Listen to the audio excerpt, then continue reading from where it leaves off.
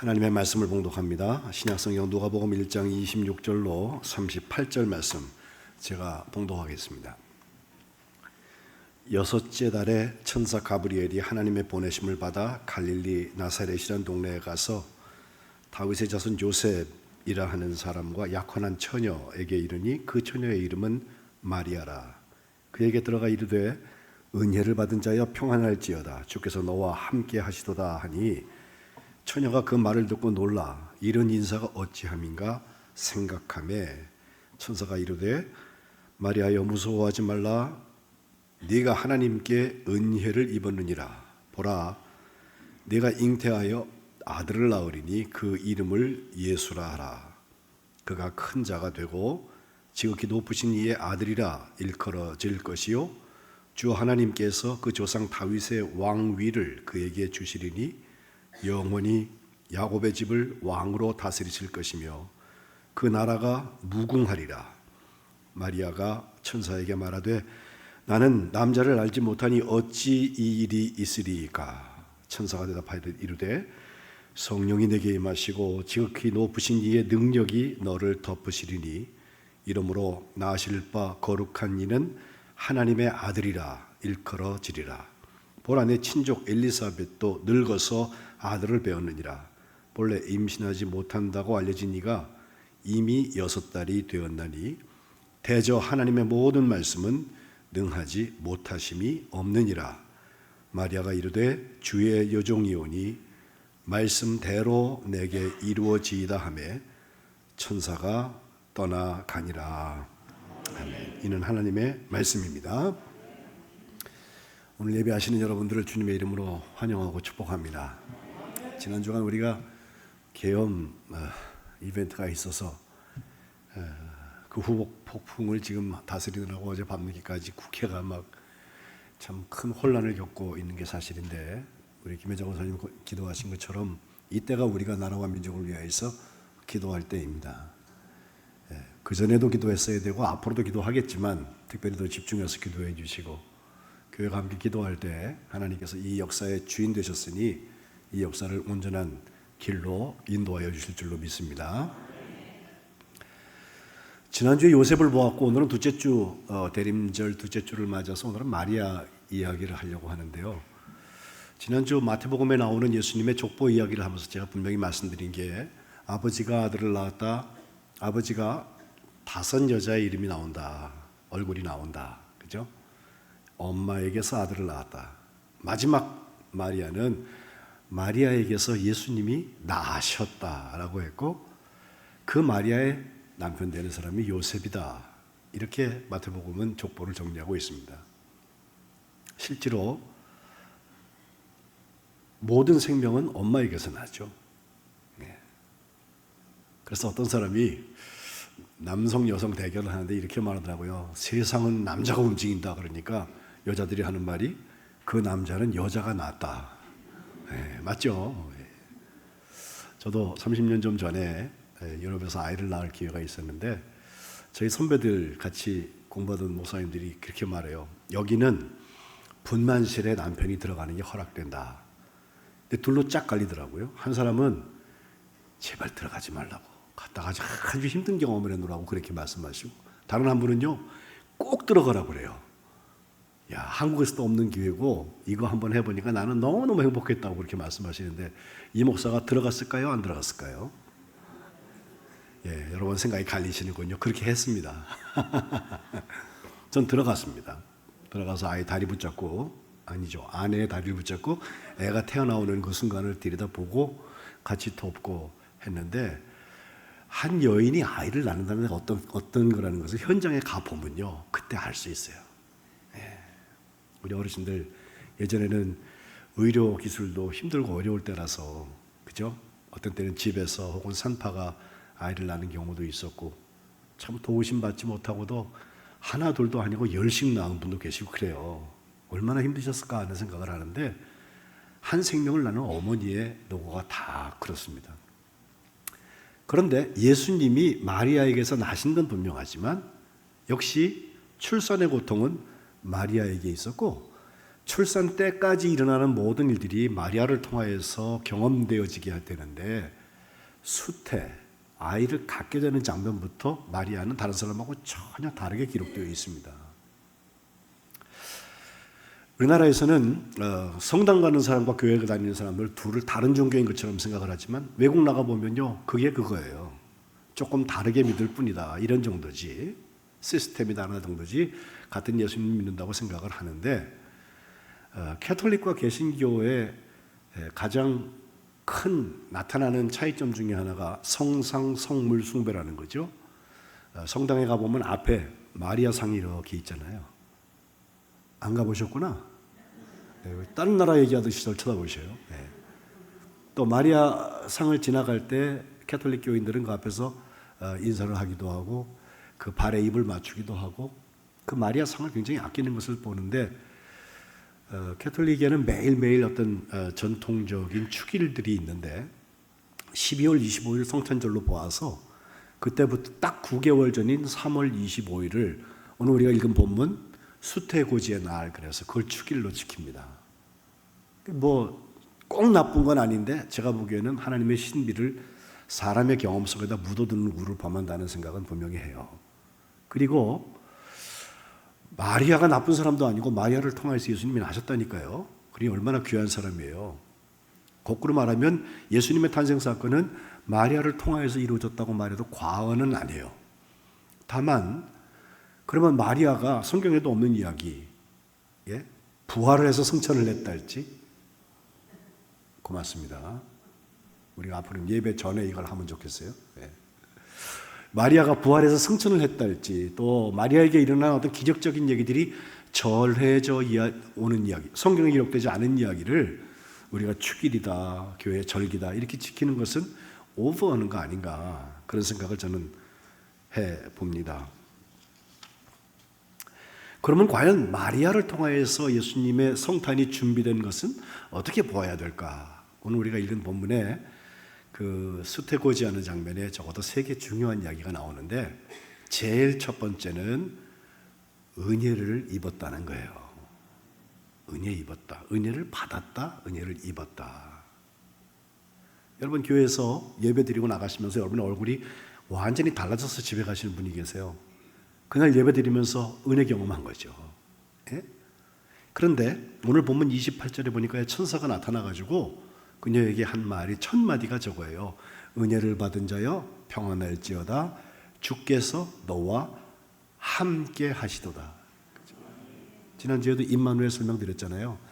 우리 대림절에는 할렐루야보다도 임마누엘을 더 하자고. 주께서 우리와 함께 하신다. 주께서 너와 함께 하신다 하고, 저기 평안할지어다 안자는 꼭 우리 교회 만안의 안자 같은데, 헬라말을 보면 기뻐한다는 뜻이 더 커요. 제가 오늘 여러분께 대림절 인사 하나를 더 드리려고 하는데, 옆에 계신 분들하고 한번 인사를 이렇게 해보시죠. 임마누엘 기뻐하세요. 시작. 임마누엘 기뻐하세요. 그래요. 아유 잘하시네요. 또 하세요, 또 하세요.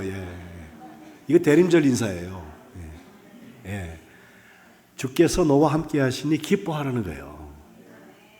주님께서 나와 함께 하시면 기뻐한다. 낭만적으로 생각하면 굉장히 기쁜 일이죠. 근데 그때 어떤 일이 일어나셨나 가만 보니까요, 마리아는 좋은 얘기긴 해. 은혜 받은 게 좋기도 하고요, 기쁨이 있고 평안이 있는 게 좋기도 하고, 주님께서 나와 함께 하신다는 게 참 좋은 얘기인데, 갑자기 생뚱맞게 천사가 나타나서 왜 이렇게 인사를 하나 하면서 첫째는 놀랬다는 거예요. 그리고 놀라고 당황하고 끝난 게 아니라 그 다음에 그것을 깊이 생각했다. 이런 인사가 어찌민고라고 깊이 생각했다는 거예요. 지난주에도 요셉이 자기의 약혼녀에게 아이가 생겼다 하는 것을 알게 되었을 때, 그가 의인이라서 가만히 끊고자 하여서 생각하는 중에 천사가 현몽했다 그랬잖아요. 그 생각이 요셉이나 마리아는 똑같이 나타나고 있어요. 그러니까 지금 벌써 성탄절 앞두고서 장사하는 사람들이 막 성탄 분위기를 띄운다고 막 길에다가 불을 밝히고 소리를 내고, 또 모든 방송 이런 데서부터 벌써 괜히 사람들이 연말만 되면 기분이 좋아. 선물 주고받고 준비하고 그 교제가 나쁘다는 건 아니에요. 다만 본질이 어디 있느냐 이거 봐야 합니다. 우리의 기쁨이 어디서부터 오나? 그것은 이 인사가 어찌민고라고 생각했던 한 여인에게서 일어났다는 것입니다. 천사는 마리아에게 선언합니다. 31절부터 내가 수태해서 아들을 낳을 것이다. 그 이름은 예수라고 해라. 남편에게 신랑된 요셉에게도 했던 얘기랑 똑같은 얘기죠. 32절 저가 큰 자가 되고 지극히 높으신 이의 아들이라고 일컬음을 받을 것이고 주 하나님께서 그 조상 다윗의 왕위를 저에게 주실 것이다. 영원히 야곱의 집에 왕 노릇하실 것이고 그 나라가 부궁할 것이다 라고 했어요. 이 예수님의 탄생과 예수님이 하실 그 사역에 대한 예언을 주신 것이 그가 깊이 생각할 때 그에게 일어났다는 것입니다. 사실 우리가 네가 아들을 낳아서 나중에 그가 왕이 된다, 그 나라가 영원부흥하다, 이거 얼마나 좋은 얘기예요. 제가 여자라면 그런 아이 한번 낳았으면 좋겠어. 그런데 문제는 내가 수태하여 아들을 낳는다고 하는 그 상태가 그녀가 결혼을 해서 정상적으로 아이를 낳을 수 있는 상황이 아니라는 거예요. 마리아가 굉장히 당황스러웠을 것 같아요. 그래서 더 깊이 생각하는데 거기에 아예 못을 박듯이 너는 수태할 것이다. 수태고지. 아들을 낳을 것이다. 그 이름은 예수라고 해라. 구원자. 2024년에 우리나라에 큰 경사라는 경사가 있었죠. 우리 한강이라는 소설가가 노벨 문학상을 타게 됐어요. 그 노벨상을 시작한 사람이 알프레드 노벨이라는 사람인데 1888년도에 태어나서 1833년도에 태어나서 1896년까지 제 나이에 죽었습니다. 제가 노벨이 죽던 나이에 지금 서 있습니다. 그런데 여러분, 저 사람은 사실은 굉장히 성공한 과학자고 또 사업가였습니다. 그가 만들었던 것은 우리가 건설 현장에서 쓰는 다이너마이트라는 폭약을 만들었어요. 그리고 이게 그에게 어마어마한 부를 가져다 줬어요. 성공했습니다. 그런데 그가 55살 났을 때 한 호텔에서 아침에 일어나가지고 신문을 딱 폈는데 거기에 뭐라고 신문이 되어 있었냐면 죽음의 상인이 죽었다라는 표현 그게 나오는데 보니까 자기 이름이에요. 알프레드 노벨이 죽었다. 설명한 대로 보면요, 이 사람은 닥터 노벨, 알프레드 노벨은 더 많은 사람을 이전보다 더 빠르게 죽이는 그 방법을 발견해가지고 부자가 됐는데 어제 죽었다. 이렇게 신문을 난 거예요. 여러분, 여러분의 부고를 여러분이 살아서 신문에서 읽는다고 생각해 보시죠. 얼마나 황당해. 그렇죠? 이영찬 어제 사망. 그 제가 읽는 거예요 지금. 예? 근데 이영찬 앞에 붙은 수식어가 죽음의 상인이 죽었다. 이것 때문에 그가 그날 모든 약속을 일정을 다 취소하고 하루 종일 호텔방에서 나가지 않고 생각했습니다. 내가 이대로 죽으면 내 부고와 똑같은 일이 일어날 텐데 나의 발명가의 명예, 사업가로서의 재물 같은 거 한낱 거품에 지나지 않는 것입니다. 이 다이너마이트를 발명해가지고 개발 현장에만 썼으면 좋은데 이게 폭약을 만들어갖고 사람을 죽이는 데 쓰였다. 전쟁의 무기로 판매되고 있는 것을 생각하니까 책임감에 늘 눌려서 고민을 하다가 그가 결심한 것이 평화상을 만들어야겠다. 내 전 재산을 바쳐서 이 역사에 평화에 공헌한 사람들을 시상하는 그 일을 해두겠다.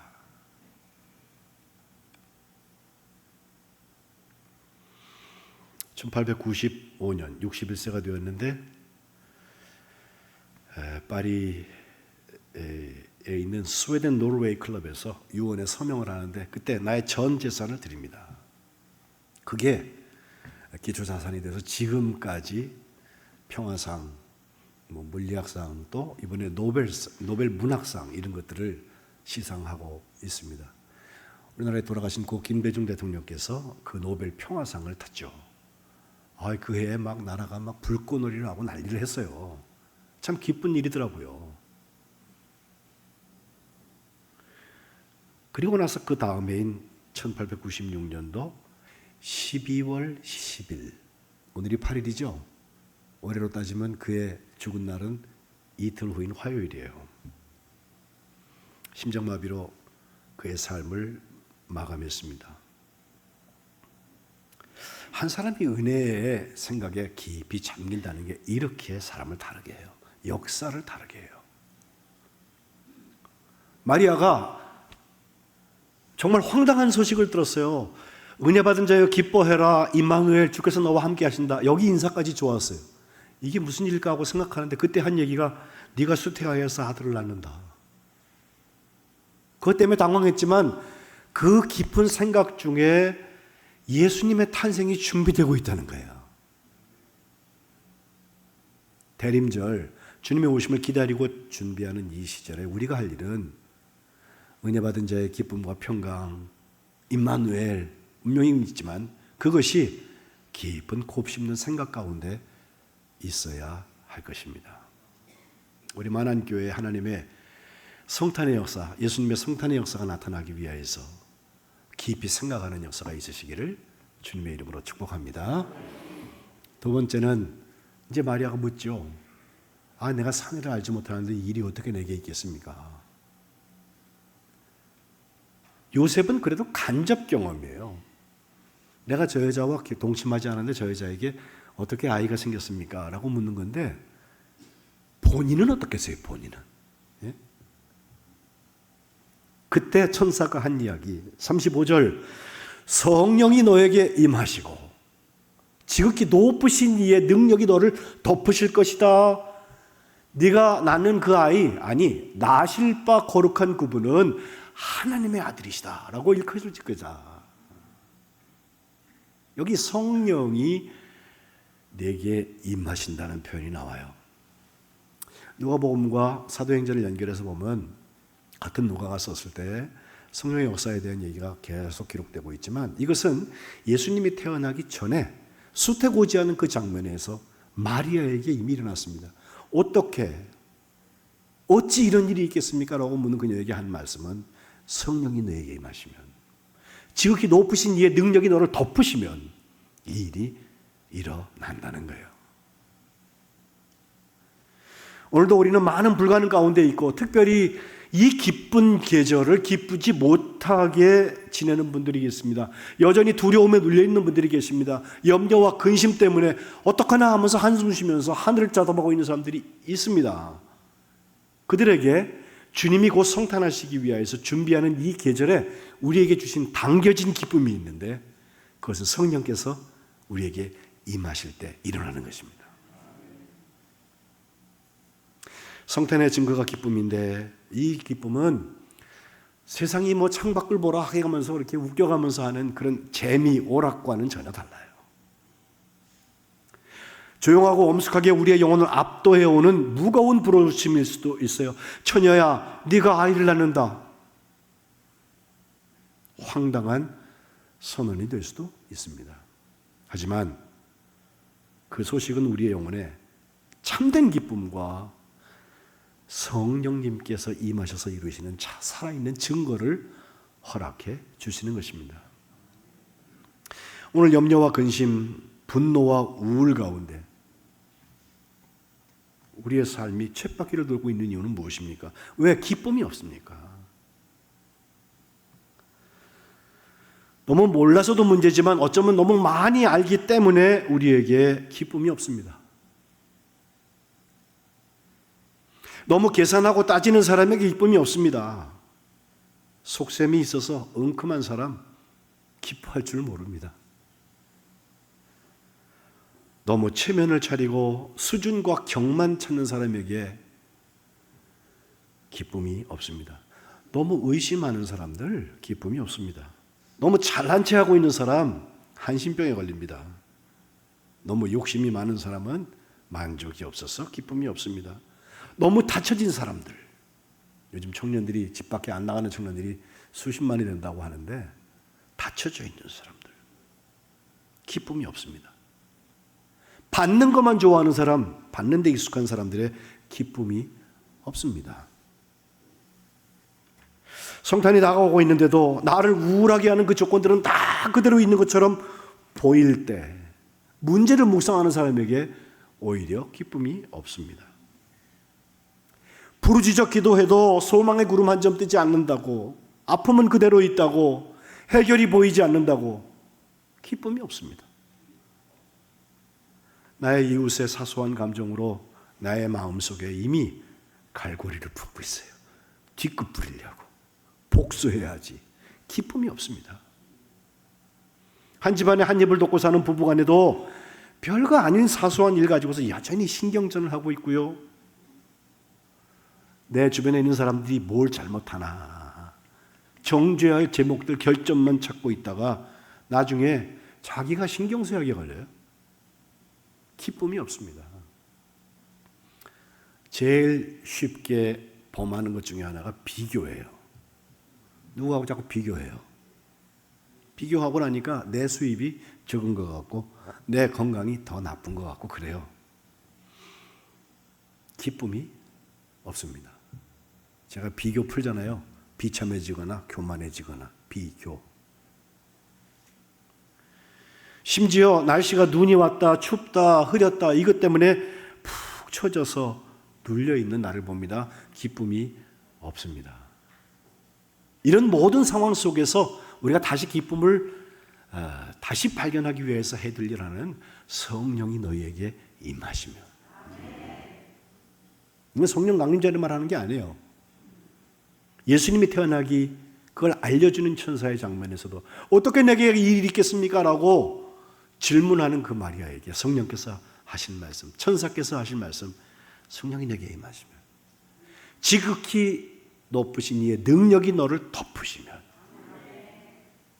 올해 우리가 이제 기도하고 해나갈 일이 믿음의 역사를 이루는 교회라고 제가 말씀드렸는데, 믿음의 역사는 하나님께서 능력으로 이루어 주시는 거예요. 믿음으로 하는 일들 있잖아요. 내가 착해서 기특하게 그 일을 한 게 아니라, 물론 그것도 쓰임을 받지만 거기에 하나님께서 능력으로 하게 하시는 거예요. 그걸 우리가 함께 감당해 나가야 될 텐데, 성령의 능력이 오늘도 우리에게 특별히 간절히 필요한 것입니다.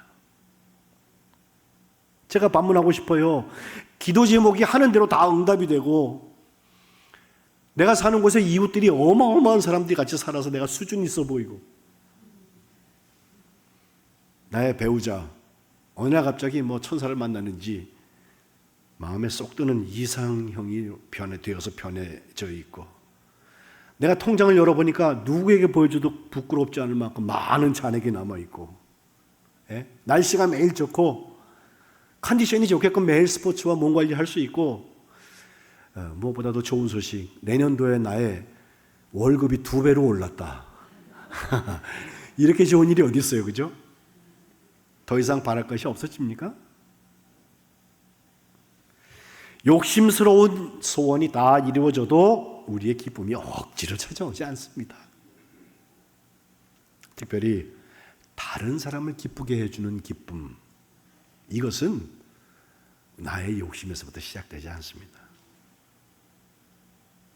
참된 기쁨은 감나무 아래 입을 딱 벌리고 앉아서 저 감이 언제 떨어지나 그걸 기다리고 있는 사람에게 주어지는 것이 아니라 깊은 데서 찾는 것이고, 생각하는 사람에게 주어진 것이고, 무엇보다도 성령의 기쁨이 우리에게 올 때 기뻐지는 거예요.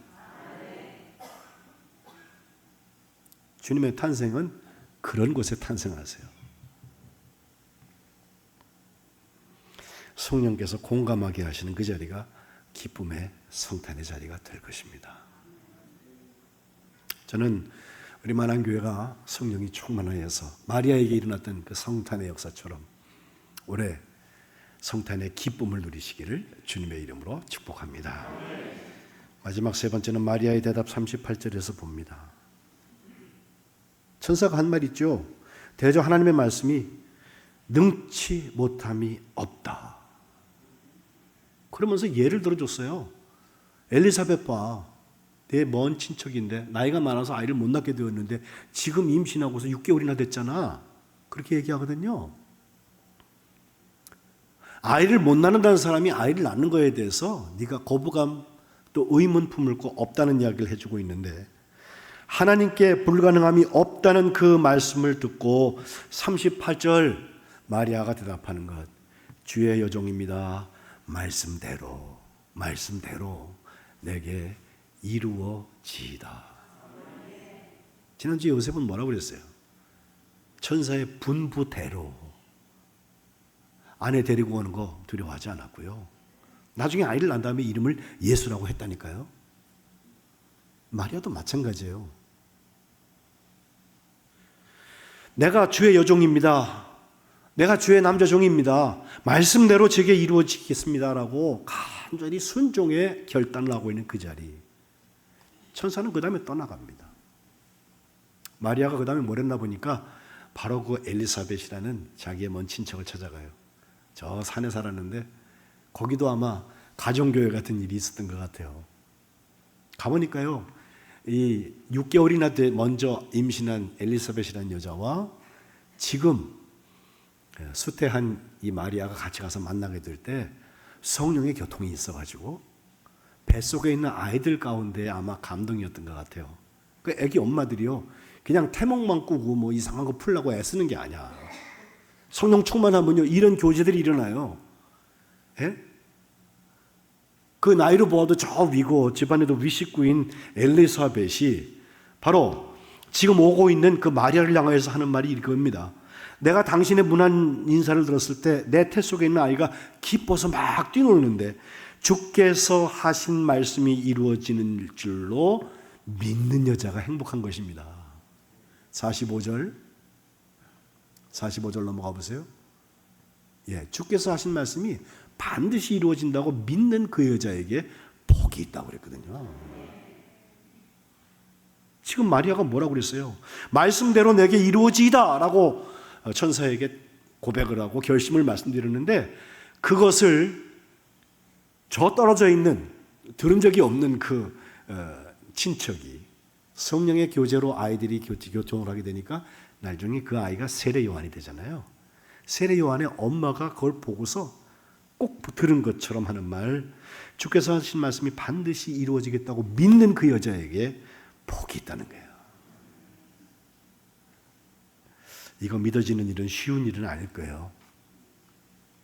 그러나 우리가 공식대로 뭐 하나님의 말씀을 못할 일이 없다, 불가능함이 없다, 이 정도의 명제에서 끝나는 게 아니라 그것 때문에 내 삶이 바뀌는 거죠.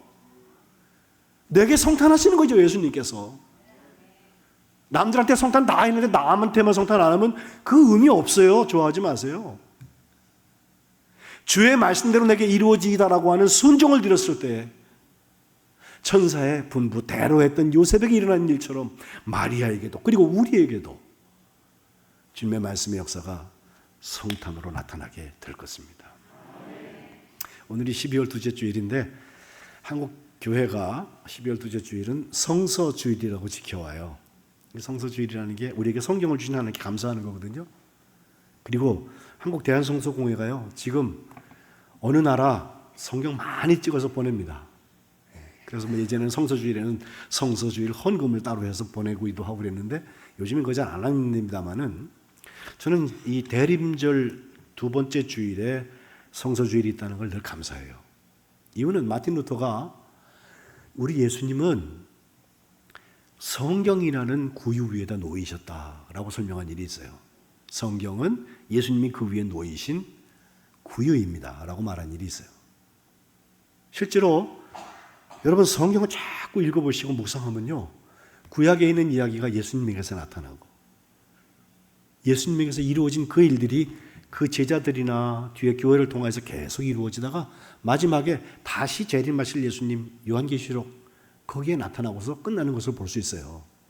이것이 2000년 동안 있어왔던 한 경전, 종교의 경전이 아니라 예수님이 거기서 발견되고 예수님이 성탄되는 역사가 내게 체험되지는 나에게 주신 말씀이라는 거예요. 이처럼 귀한 말씀이 어디 있어요. 그래서 여러분 말씀 묵상하시고 함께 말씀 읽자고 제가 여러분을 초청하는 것입니다. 대림절 두 번째 주일에는 능치 못함이 없는 하나님의 말씀, 그 말씀이 말씀대로 내게 이루어지겠습니다. 이 고백이 우리 만안교회에 있으시기를 주님의 이름으로 축복합니다. 기도합시다. 하나님, 마리아를 통하여서 주님께서 세상에 오셨는데 특별히 그 마리아가 은혜를 받은 자여서 기뻐하라 임마누엘, 주께서 너와 함께 하신다 인사드렸던 것을 묵상합니다. 우리 만안교회에도 주님께서 우리와 함께 하시는 그 자리에 주님이 주시는 기쁨과 평안이 넘치는 은혜의 사건들이 일어나게 도와 주옵소서. 이게 무슨 일일까 우리가 깊이 생각하게 하시고 거기 우리의 당황을 넘어서 오시는 하나님의 뜻이 이루어지게 도와 주옵소서. 성령께서 우리에게 오시고 또 지극히 높으신 이의 능력이 우리를 사로잡으면 믿음의 역사를 이루게 될 줄로 믿습니다.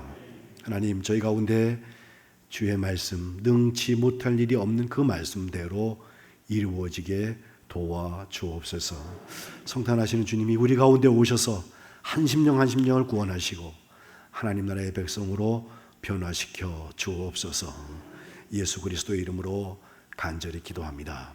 아멘.